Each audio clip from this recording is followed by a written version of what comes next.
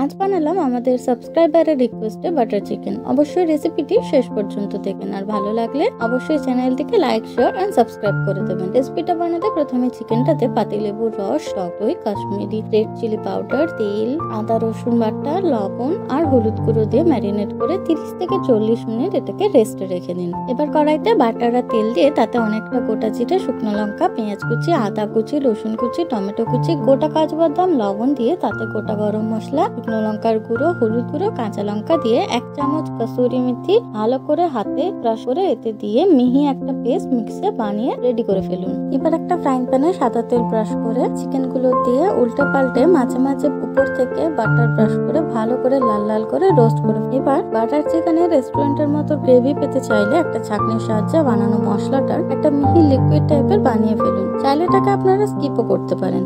এবার আবার একটা কড়াইতে বাটার আর তেলে অল্প গোটা রসুন, আদা, গোটা জিরে দিয়ে পেস্টটা অ্যাড করে কাশ্মীরি রেড চিলি পাউডার আর বাটি ধোয়া সামান্য জল দিয়ে নেড়ে চেড়ে ফুটে এলে কয়েকটা শুকনো লঙ্কা আর রোস্টেড চিকেনটা অ্যাড করে উপর থেকে কাসুরি মেথি, অল্প মধু ছড়িয়ে ঢাকা চাপা দিয়ে কয়েক মিনিট লো ফ্লেমে এটাকে হতে দিন। তারপর চিকেনটা সেদ্ধ হয়ে এলে নামাবার আগে অল্প গোলমরিচের গুঁড়ো আর ফ্রেশ ক্রিম উপর থেকে ছড়িয়ে একটু ঢেকে রেখে সার্ভ করে ফেলুন। একদম রেস্টুরেন্ট স্টাইলের বাটার চিকেন।